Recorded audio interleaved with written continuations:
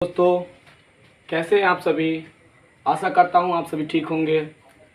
आज फिर मैं आप लोगों के लिए लेके आया हूं एक नया वीडियो। इस वीडियो में हम लोग देखेंगे यूपीएससी भारतीय राज्य व्यवस्था यानी इंडियन पॉलिटी। क्योंकि ये जो सिलेबस है ये बीपीएससी हो यूपीएससी हो उन दोनों में, और इसके साथ साथ एसएससी जीडी जितना भी कम्पिटिटिव एग्जाम है सब में इसकी जो है काफ़ी महत्वपूर्ण भूमिका रहती है। तो इसका जो क्वेश्चन आता है, मान लीजिए हम लोग अगर यूपीएससी की तैयारी करते हैं, बीपीएससी की तैयारी करते हैं, तो पीटी और मेंस दोनों में इससे क्वेश्चन आता है। तो ऑब्जेक्टिव भी और ये लिखने वाले सब्जेक्टिव भी। तो आज हम लोग बातें करेंगे जो भारतीय राज्य व्यवस्था, इसमें जो स्टार्टिंग चैप्टर है कंपनी के शासनाधीन अधिनियम, यानी हम लोग शुरुआत से स्टार्ट करेंगे और स्टार्ट ऐसे करेंगे कि हमको ज़्यादा पढ़ना भी ना पड़े और टॉपिक वाइज हमको याद रहे। क्योंकि होता क्या है, जब हम शॉर्ट में समझते हैं तो हमको याद भी रहता है और लिखने टाइम में क्या करता है, जो हम लिख भी सकते हैं। तो हमको क्या है कि याद रहना चाहिए, टॉपिक याद रहना चाहिए, हमको पॉइंट जो है ना हमेशा अपने माइंड में रखना चाहिए। और इस तरह से हम लोग याद करेंगे कि आपको वादा करता हूँ कि आप 2 बार पढ़ लीजिएगा तो भूल नहीं पाइएगा। क्योंकि 5 मिनट या 10 मिनट का वीडियो होता है हमारा, उसमें ज़्यादा बात नहीं करेंगे और ज़्यादा पढ़ाई भी नहीं करेंगे। हर एक दिन आपको एक नया पॉइंट लेके आऊँगा, एक नया जो है देख सकते हैं टॉपिक लेके आऊँगा, और उसमें 8 से 10 पॉइंट रहेगा जो मैं आपको बताऊँगा। तो आज मैं लेके आया हूँ, फर्स्ट सबसे पहले स्टार्ट किया हूँ तो कंपनी के शासनाधीन अधिनियम, यानी जब ईस्ट इंडिया कंपनी हमारे इंडिया पे जो है शासन कर रहा था उस टाइम उसके शासनाधीन, उसके अधीन जो नियम था उससे हम लोग शुरुआतें करेंगे। तो पहला नियम जो था रेगुलेटिंग एक्ट 1773। इस एक्ट के अंतर्गत जो भी प्रावधान था, जो भी नियम था, जो भी कुछ था, वो आज हम लोग बातें करेंगे। तो होता क्या दोस्त, रेगुलेटिंग एक्ट 1773 में ये था ब्रिटिश संसद द्वारा पारित हुआ था। जो रेगुलेटिंग एक्ट है ये जो है ब्रिटिश संसद के द्वारा पारित हुआ था। अब जो है ये कंपनी में व्याप्त क्या थी, तो भ्रष्टाचार और कुप्रशासन। भ्रष्टाचार का अर्थ आप समझते ही होंगे क्या होता है। भ्रष्टाचार जिसे घूसखोरी कहते हैं। कोई भी काम कराने जाते हैं तो क्या होता है, अगर हमें एफआईआर दर्ज करवाने जाते हैं, कोई भी शिकायत दर्ज करवाने जाते हैं, तो हमको पुलिस स्टेशन में पैसे की मांग होती है, कॉलेज में पैसे की मांग होती है, या कोई भी काम हो जो अगर कोई नेता लोग ही करते हैं तो उसके पास भी अगर जाते हैं तो हमें पैसा की डिमांड होती है। तो ऐसे को हम लोग, इस चीज़ को हम भ्रष्टाचार करते हैं।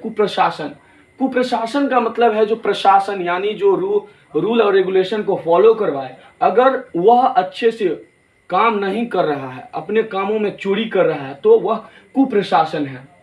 तो इस रेगुलेटिंग एक्ट के अंतर्गत कंपनी में जो व्याप्त था भ्रष्टाचार और कुप्रशासन, इसको दूर करने का उद्देश्य था। इस एक्ट का जो मेन उद्देश्य था वो कंपनी में व्याप्त भ्रष्टाचार और कुप्रशासन को दूर करना था। इसमें प्रावधान क्या लाया गया था, फर्स्ट प्रावधान था मद्रास प्रेसिडेंसी। मद्रास प्रेसिडेंसी जो था इसका प्रावधान फर्स्ट था, और दूसरा था बम्बई प्रेसिडेंसी, और तीसरा बंगाल का गवर्नर। तो इस तरह के प्रावधान जो था वो रेगुलेटिंग एक्ट 1773 में कंपनी लाया था। किसको दूर करने के लिए, तो भ्रष्टाचार और कुप्रशासन को। बातें करेंगे मद्रास प्रेसिडेंसी और बम्बई प्रेसिडेंसी, बंगाल का गवर्नर। तो ये था कलकत्ता प्रेसिडेंसी के अधीन। ये तीनों जो था मद्रास प्रेसिडेंसी, बम्बई प्रेसिडेंसी, बंगाल का गवर्नर, ये तीनों जो था ये कलकत्ता प्रेसिडेंसी के अधीन था। अब बातें करेंगे बंगाल अंग्रेज क्षेत्रों का गवर्नर जनरल। तो ये जो अधीन था कलकत्ता प्रेसिडेंसी के अधीन, इसका जो कार्यभार था बंगाल के अंग्रेजी क्षेत्रों का गवर्नर जनरल का। अब है इसी में 1773 के रेगुलेटिंग एक्ट के बाद सर्वप्रथम सर्वोच्च न्यायालय की स्थापना 1774 में हुआ। क्योंकि हम सभी जानते हैं कि जो भी अगर कुछ अन्याय हो रहा है या भ्रष्टाचार हो रहा है या कुप्रशासन है, तो हम इसके खिलाफ जो आवाज़ उठाते हैं, तो इसको दूर करने के लिए हम कहाँ जाते हैं? अभी न्यायालय जाते हैं, कोर्ट जाते हैं, FIR दर्ज करते हैं, इसका जो है हम लोग कंप्लेन करते हैं। तो उस वक्त ये था कि न्यायालय नहीं था, तो कंपनी जो लाया था इसको दूर, भ्रष्टाचार को, प्रशासन को दूर करने के लिए, तो ये तो क्षेत्र बनाए हैं ही, Madras presidency, Bombay presidency, Bengal governor. तो उसी के बाद सर्वप्रथम सर्वोच्च न्यायालय का भी स्थापना किया गया, क्योंकि न्यायालय होगा तो ही न्याय होगा। उम्मीद करता हूं दोस्तों आपको ये भारतीय राज्य व्यवस्था का जो पॉइंट है, जो भारतीय ये कंपनी के शासनाधीन अधिनियम रेगुलेटिंग एक्ट 1773 से जुड़ी जो भी पॉइंट है, मैंने आपको साफ साफ लिखा भी दिया है, यहाँ पे लिख भी दिया है और आपको इससे जुड़ी बातें बताई भी है।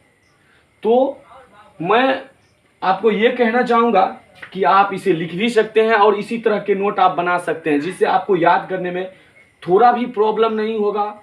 और मैं रोज़ इसी तरह से एक नया वीडियो तैयार करूँगा जो आपको पढ़ने में हेल्पफुल हो।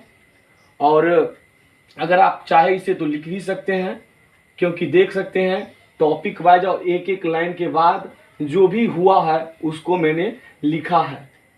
इसे नोट्स बना लें और इसके आगे का जो पॉइंट है, जो टॉपिक है, मैं आपको कल के वीडियो में लेके आऊँगा। अगर अभी तक आप मेरे चैनल को सब्सक्राइब नहीं किए हैं तो जल्द से जल्द मेरे चैनल को सब्सक्राइब कर लीजिए और बेल आइकन को दबा दीजिएगा। क्योंकि होता क्या है, जब भी मैं आपको वीडियो बनाऊंगा तो आपके पास नहीं पहुंच पाता होगा। क्यों? क्योंकि आपने मेरे चैनल को सब्सक्राइब नहीं किया है। अगर आप मेरे चैनल को सब्सक्राइब करते हैं तो जब भी मैं वीडियो बनाऊंगा आपके पास नोटिफिकेशन चला जाएगा और आप मेरे वीडियो को डेली देख पाएंगे, आप डेली नोट्स बनाएंगे। ये आपके लिए काफ़ी हेल्पफुल होगा। दोस्तों मैं समझता हूँ, क्योंकि अभी जो है ये UPSC और BPSC की तैयारी के लिए जो स्टूडेंट है, जो भाई बहनों हैं, दूर जाते हैं काफ़ी महंगे पढ़ाई के लिए। कितना है जो कंफर्ट नहीं फील कर पाते हैं, उस पैसे को अफोर्ड नहीं कर पाते हैं, परचेज नहीं कर पाते हैं। तो ये फ्री क्लास है, यूट्यूब है, यूट्यूब से हेल्प लीजिए। हम भी एक एस्पिरेंट है, हम भी तैयारी करते हैं। तो मैं जो है बहुत बढ़िया तरीक़ा से मैंने इसको नोट्स बनाया है और मैं चाहता हूँ आप भी बनाइए, ये आपके लिए भी हेल्पफुल होगा। और बने रहिए हमारे साथ, रोज़ पढ़िए और उम्मीद करता हूँ, आशा करता हूँ कि आप पक्का निकाल लेंगे। इसी जुनून के साथ लगे रहिए। जय हिंद।